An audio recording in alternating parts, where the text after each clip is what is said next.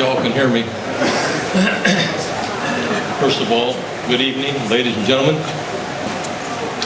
I want to thank the ASA, the ASA Hall of Fame Committee, Doug Smith, who contacted me by phone right before his passing to get all the information he could, and I gathered from Joe he did quite a job. But I want to thank Joe for following up. I'm really proud to accept this honor. I've been in Halls of Fame before, but mainly because I was a basketball player. This is a sport that I truly loved. I started when my father managed industrial team back in the 40s. They had 3 pitchers. One pitched windmill style, one pitched figure 8 style, one pitched unorthodox style. I practiced them all at a young age, but that's when I fell in love with softball. I didn't take up softball again until I was in college in my fraternity. And of course, no one could throw it as hard as I could then, so we won everything for the fraternity. And then when I went for American Cyanamid in 1960, and I joined the Industrial League, and I pitched for years there, and I think that's where Manager Powell saw me and asked me if I would pitch for Matthews Furniture in Plainfield. And I said, sure. At that time, I don't know how many remember this name, but Charlie Columbus was pitching then. And he was, I guess, past his prime, and I was the young guy on the block, so I came in and pitched for Matthews Furniture, which later became Rocco's. I was asked in several interviews if I had someone from my team to come up, who would it be? And that's a hard thing to ask a person, because I would have asked all of them to come. Because although it only took 4 players in basketball to get me on the Hall of Fame, it took 8 other guys to get me this Hall of Fame award. So I'm thankful for my team. But most of all, I want to thank my family. They made a lot of sacrifices to be here tonight. And I'm proud of all of them. I'd like my son Kenny II to come up, and my son Chris to come up. I think they have something they want to say.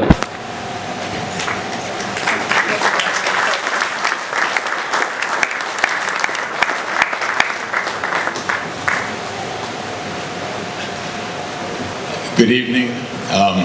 I didn't wear a tie because I know people think we're triplets. I'm not the oldest, I'm actually the youngest. You said 46 feet away. My father could throw that ball upwards of 80 to 90 miles an hour. And back in the day, it was a riser, it was a drop, changeup, fastball, knuckler. And my father is a very smart guy. So I can only imagine batting against him.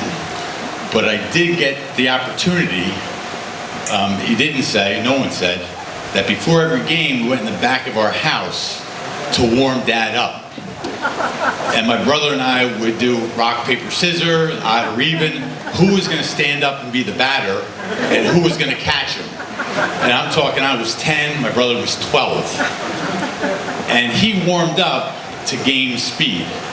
And I know most of the time I was the batter because my brother couldn't catch the ball and he had to run about 200 yards to go get the ball. But I distinctly remember my father, as I stood up there with the bat, he'd go into the windup and my first step was back. Chris, just stay there.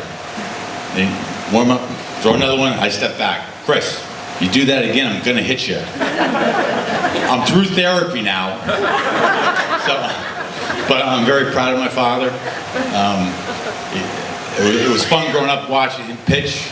I was lucky enough to play with him at the end of his career, and with my brother also. You might have a story you want to, you know.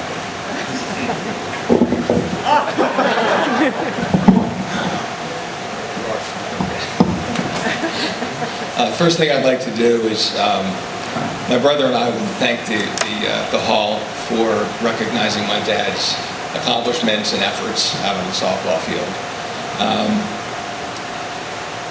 I first started pitching when he was being recruited by the Passaic League, and I ended up trying out behind our high school. Was real nervous that day. Went up there and got to throw batting practice, was how they, were judging me, I guess. And I must have done all right because I ended up playing on the team. But I didn't have the kind of control that he had, mostly because of my age. I was just out of high school, or actually I was a senior in high school at the time. And so at any rate, he had gone through, just over the years, the way that he held the ball and, how you throw this pitch and how you throw that pitch. The riser was the toughest one because you almost had to have his speed to get it to defy gravity and go up. But so I never really had a rise ball, but it could put the spin on it to get him to pop up. I also didn't get that, pitching was about just winning the game. I went out there every game trying to strike everybody out, which never worked out well. I got to put a lot of bruises on batters.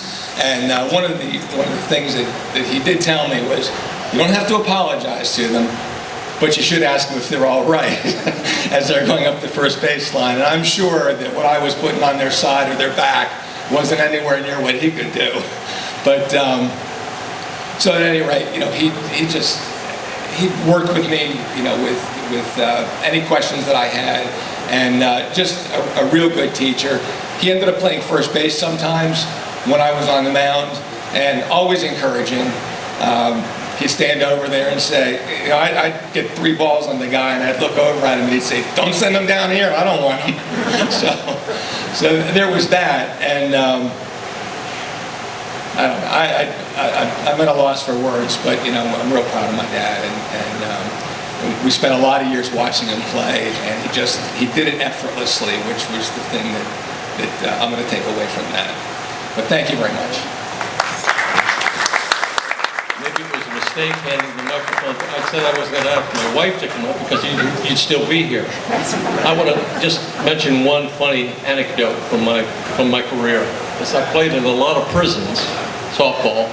I've also played basketball in prisons, but I had the opportunity to play at Trenton State Prison, and we were given a tour of the place, and I got to see old Sparky. I don't know if it's still there or not.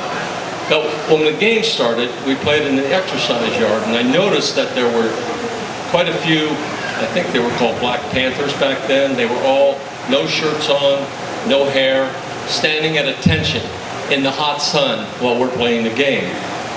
And at one point in the game, I threw a pitch that I later regretted because it sailed over my head and into center field. And I thought, well, not to worry. I had Charlie Williams out there, and he was fast. I knew he would run it down and catch it. Well, he got a jump on the ball and started toward the boys that were standing out there at parade rest in the center field, and it hit about 2 and ran in underneath.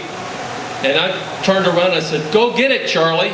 He looked back and he says, you go get it. I said, no one was bound to go in there. But here again, I want to thank you all for coming here tonight, and I hope you have a safe trip going home. Thank you.